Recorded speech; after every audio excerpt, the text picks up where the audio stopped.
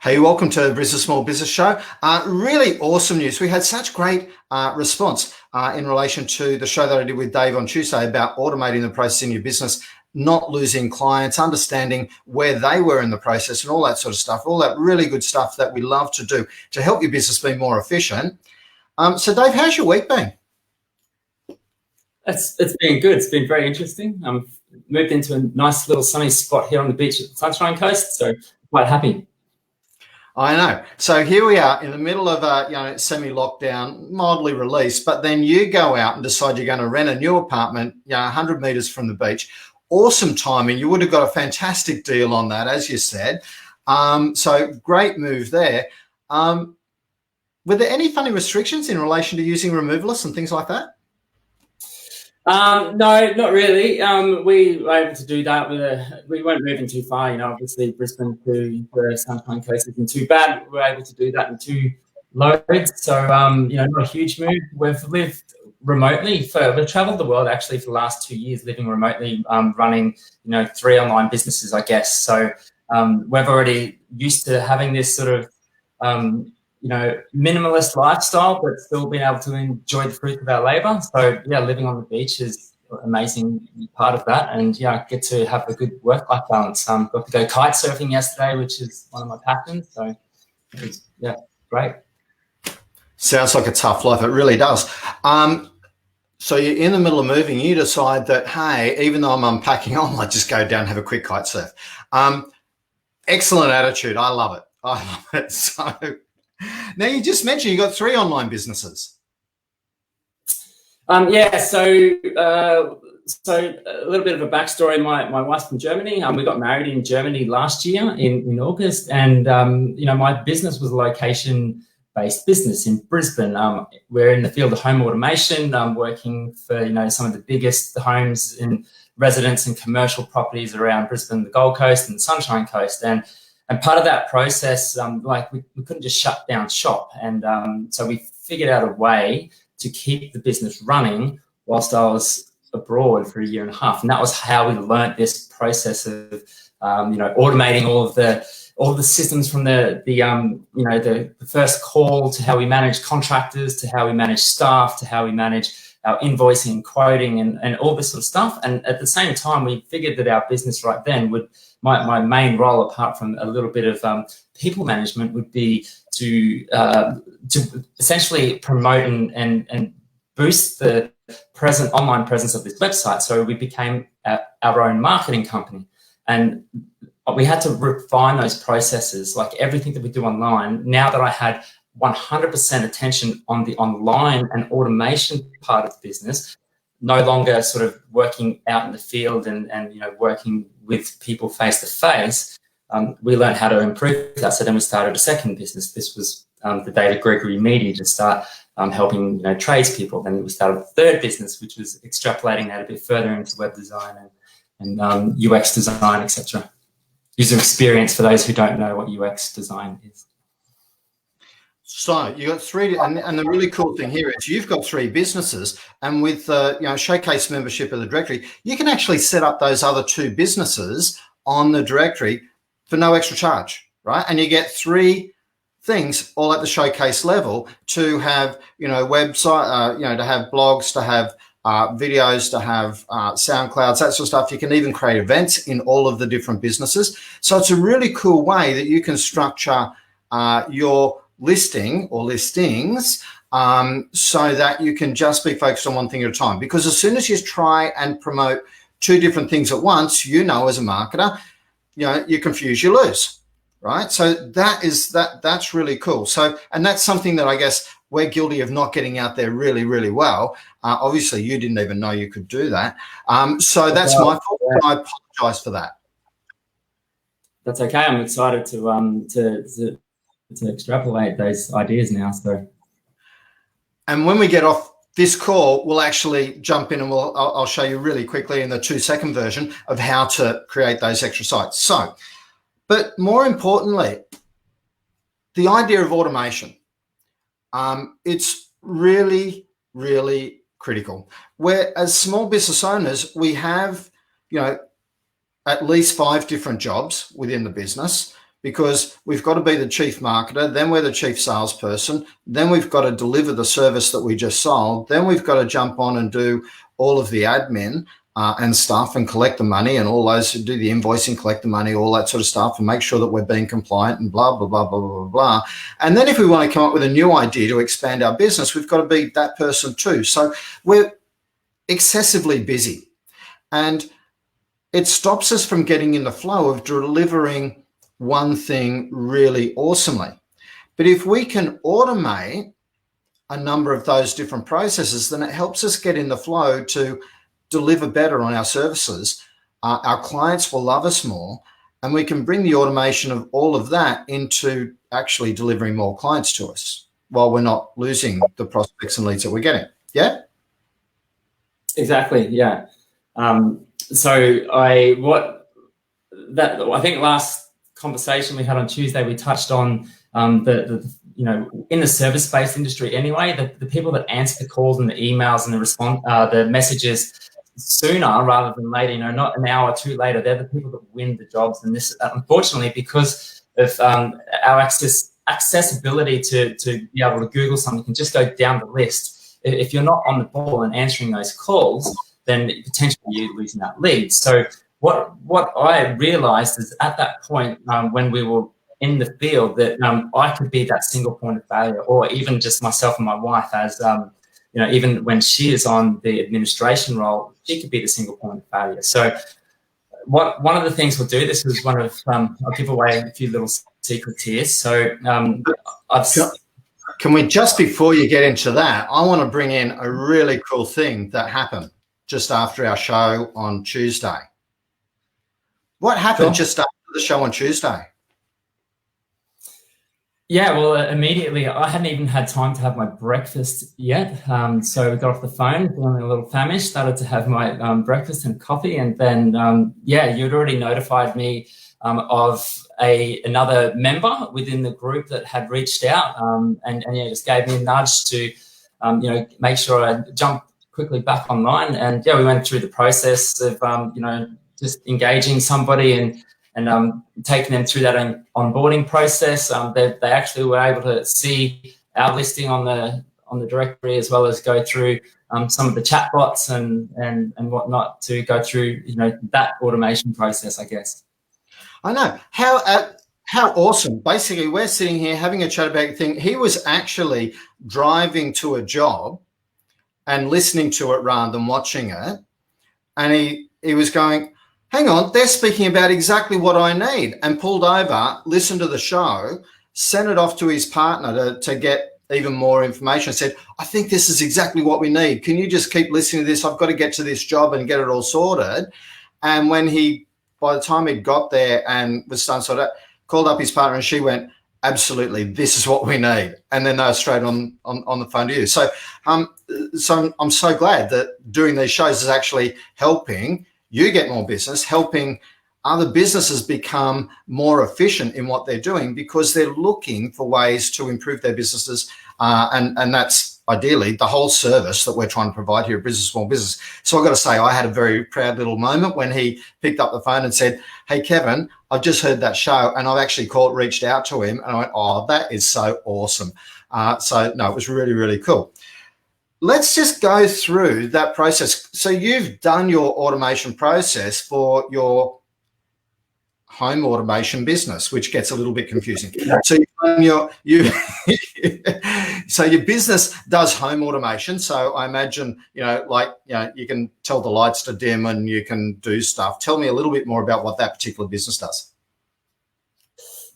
Okay, so home automation, as the name suggests, it's basically, it's the bells and whistles of the big $1 million mansions, I guess. So, but it doesn't have to be. There is, with the advancement of technology, things can become a lot more accessible to everyday people, and that's what we try to bring that into the home. But essentially, yes, you're automating the processes, everything from, not processes, your home electronics. So that could be your doorbells, your intercom, your access control, your security systems, your cameras, your audio visual, your lighting, your heating, your cooling. There's a myriad of things, and we sort of combine them all together and use use a controlling hub and then program some features into, say, a smart device like an iPad, or perhaps it's even just a touchpad on the wall, and that enables people to be able to sort of live the life of luxury, I guess. But yeah, so this was the process, I guess, is learning how to take things from different areas that are great areas and pulling them together and connecting the dots. And that's kind of what you do with electronics. And this is kind of what I tried to do outside of that particular trade, and thought, well, apply the same principles, like take this bit of software, take this bit of software, take this practice, take this service from somebody else, because some of the automation I was about to tell you before, that it still involves people, and it involved another business, and it does involve, I think you've got a bunch of answering services on the directory, and it involves that as well, but you're pulling in pieces together, joining the dots and creating your own little automated ecosystem. And I kind of tried to take those learnings from the automation business and put it into something else. And I love that. I love the fact that you're collaborating with other business in delivering a greater service of what you do, right? So, and that's one of the challenges quite often. That's another one of the challenges quite often as a small business owner is, hey, I'm one person and I can only reach this far, but if I actually work with other people, that expands out quite dramatically. So, how we can help people gets to be a much bigger sphere. And it doesn't mean that everything we do, we have to involve every other member of that group. And it doesn't mean that we have to work exclusively with every member of that group. It means that by dropping the fear of, but if I work with others, they might find out what I'm doing and they might steal that, and getting over that and getting into, if we work together, we can create a much better product at the end of the day. Yes, exactly. Do you want me to tell you what I was about to divulge a little bit earlier? Okay, so what? Obviously, I couldn't pick up the phone anymore. So you can have the centralized number. I believe it's no good to just have your mobile number on there, because you can be called at all times of the day. Work-life balance is a very important thing. So you can have a centralized number. That's fine. It gets diverted to your mobile, but still, that is your phone is still ringing hot, and then you can't deliver the service to the client when you're being distracted. So centralized number. So there were three to four components for this. One was a centralized number. Two was the CRM ServiceMate that we were using for trade and service-based businesses. And three was Google Sheets, and just a basic spreadsheet, and using Zapier as the connector between those three. So we had an answering service that would pick up the phone on, within 5 rings, and they're always answering the phone with an Australian receptionist with your business brand name, and they're taking down your name, phone number, your client's name, phone number, email. They're putting it into a spreadsheet, and then what happens from there? So we connected to Zapier then, and I've got this in the blog that we posted on the directory. So we connect that to Zapier, and as soon as they enter in the last cell, it triggers off an email straight away to the client to say, thank you for contacting us. Dave will be in contact with you as soon as possible. At the very same time, I had so the spreadsheet becomes the mainframe for the other automation. So then that would then trigger off the next, which would notify our contractors that there was a new incoming job. And then we would have, from there, I could have that spreadsheet also trigger off an automation to import the client data into ServiceMate. So then that manual input has then been taken out. The receptionist has done that. Or you can connect it to the web inquiry and or chatbot form, so that this pre-fills into the spreadsheet. So you've got the receptionist, you've got your website contact form, you've got a chatbot. They're all filling in this spreadsheet unbeknown to them. And as they complete that, you're getting the notification. I'm overseas, I'm getting the notification. My contractors are getting the notification. Then when they respond to me, so they would respond to those emails. Then I had a virtual assistant. So I couldn't, that was what I had to use whilst being abroad. So we had a virtual assistant that would then fulfill the requests within the software.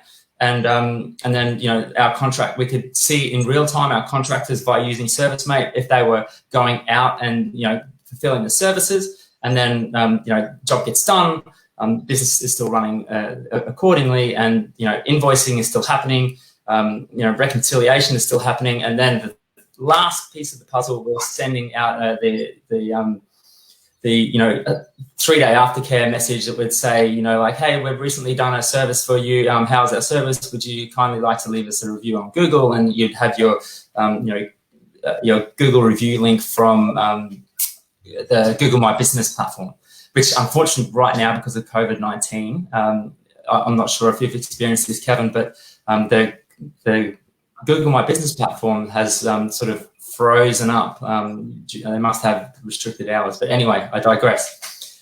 There's a little bit of that. And if anybody has then reached out to register for Google My Business, really good segue here.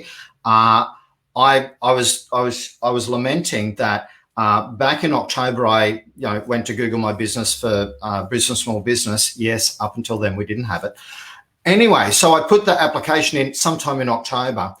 By the time I'd got back from New Year's, having Christmas holiday and stuff, I was going, I still haven't got this bloody Google card, and I waited and waited and waited, and I went, that's it. I'm going to have to ask for another card. You all know where this is going. The very next day, that card arrived. But because we'd ordered a new card, you can't put in the earlier number.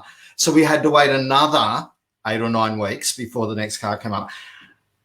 And just as that happened, that's when the whole COVID stuff went. But what I've heard rumors from the Google experts that, hey, where it was taking 6 to 8, maybe even 9 weeks before, you're now looking at least 13 weeks and anything up to 20. So that's just the rumors there. So yes, proceed with Google My Business. The faster you get onto it, the better. But be prepared to be a little bit patient. Yeah, that's right. I have noticed that as well. And I posted in our video last time. That was a nice, if people are unaware of it, they should create that profile. If they've already got it approved, then they should go and find out where that review link is, and they should put that in as many places as possible to encourage people to sort of, spread the word about your business. And especially if you're in a service-based industry, people, validity is what people go for when they're looking at these reviews. So this is exactly what you need to encourage. Validity? Do you mean validity? Like once you've messed it up once, you've messed it up twice. I know. I do that all the time, so don't worry about that.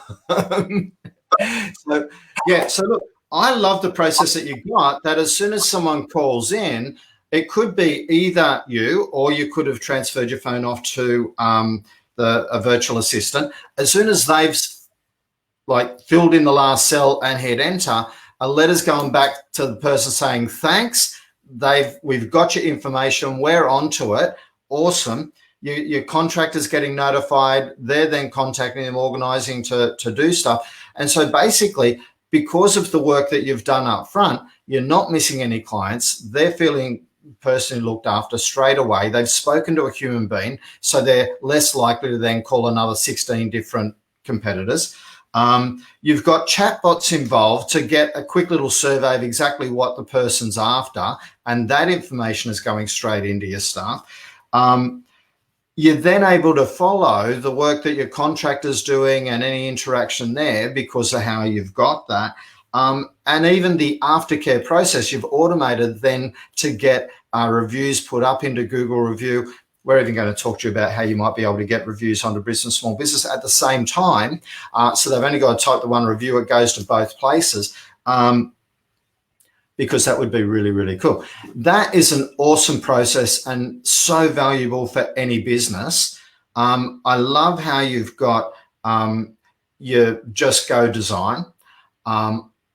You've also got, obviously, very entrepreneurial. You're still running your home automation business, and then you're helping people with this, with the integration and automation side of things. Mate, it seems like you're doing a superhuman amount of work, which is all capable because you're doing your automation. Yeah, 100%. It isn't easy. Like it may seem. Sorry, before I had to plug the power into the laptop. Said the guy who has moved house and managed to go windsurfing during the week while servicing his customers. Yeah, well, as I was about to say, it isn't easy, but it's still you know, despite the belief this is, you know, it's still like a 40, 50 hour a week endeavor. But you know, I enjoy it. I enjoy the you know, work is fun. It's not a chore to me. I enjoy building things. I enjoy building processes, and it's always evolving. And yeah, so you know, the beauty of us living so close to the beach is, you know, quick hour break, reset the mind, get a bit of movement happening, get out of the chair, get out of the office, and yeah, get back to it. Look, I got to say, huge fan of what you're doing. I think it's absolutely fantastic. Congratulations on Anthony reaching out to you straight after our last show. I hope some more people do after this one. You know, I'm going to show you how to get all three businesses set up under the one, you know, under three different profiles, but for the same price, you know, for no extra money from the Showcase membership. Congratulations. Thanks for coming back on and having a bit more detailed chat. No, I appreciate the opportunity, Kevin. Thank you. Thanks a lot, mate. I'll catch you later. Cheers. Bye.